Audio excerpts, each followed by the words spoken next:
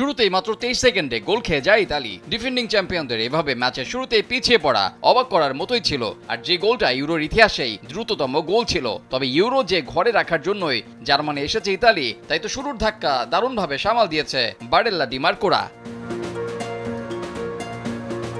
মাত্র 23 সেকেন্ডে আলবেনিয়া এগিয়ে গেলেও প্রথমার্ধে 2-1 গোলে পিছিয়ে পড়ে এবারের ইউরোর ডার্ক হর্স খ্যাত দলটা। তবে দ্বিতীয়ার্ধে কোনো দলই আর গোল করতে পারেনি, যে কারণে 2-1 গোলে শেষ হয় ম্যাচ। ইতালি পায় তাদের প্রথম জয়টাও।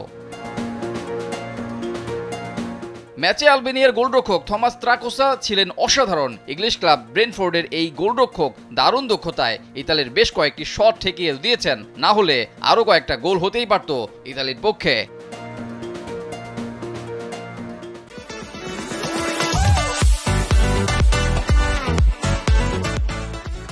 ইতালি, স্পেন, ক্রোয়েশিয়া ও আলবেনিয়া এই 4 দল নিয়ে গড়া ইউরোর বি গ্রুপটাকে বলা হচ্ছে গ্রুপ অফ ডেথ।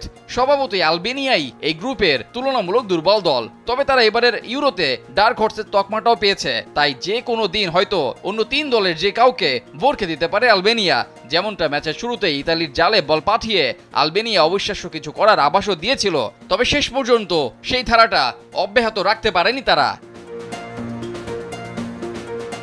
নেদিম বাইরামি গোলটা করেছেন আসলে ইতালির ভুলের সুযোগ নিয়েই। নিজেদের সীমানায় থ্রো ইন পেয়েছিল ইতালি। ডিফেন্ডার ফেদেরিকো ডিমার্কো সতীর্থ কাউকে বল দিতে গিয়ে জট পাকিয়ে ফেলেন, ফলে পেয়ে যান বাইরামি। তার দারুণ এক শট চলে যায় ইতালির জালে। ইউরোর ইতিহাসে দ্রুততম গোলের রেকর্ড এখন বাইরামির। এর আগের রেকর্ডটি ছিল রাশিয়ার দিমিত্রি কিরিচেনকোর। 2004 ইউরোতে গ্রিসের বিপক্ষে তিনি গোল করেছিলেন 67 সেকেন্ডে।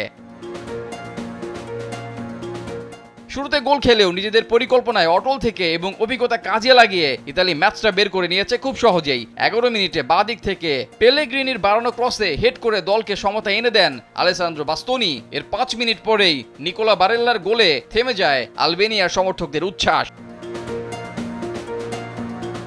প্রথম 45 মিনিটে আরো কয়েকটা গোল পেতেই পারত ইতালি, কিন্তু আলবেনিয়ার গোলরক্ষকের দারুণ সেভগুলো সেটা হতে দেয়নি। বিরতির পরও কিছুটা নন অ্যাটাকিং মোডে খেলতে থাকে ইতালি। শুধু তাই না, গোল করারও তেমন একটা সুযোগ তৈরি করতে পারেনি ডিফেন্ডিং চ্যাম্পিয়নরা। শেষ পর্যন্ত 2-1 গোলে জয় নিয়েই মাঠ ছাড়ে ইতালিয়ানরা। রেজাউল করিম, কালবেলা।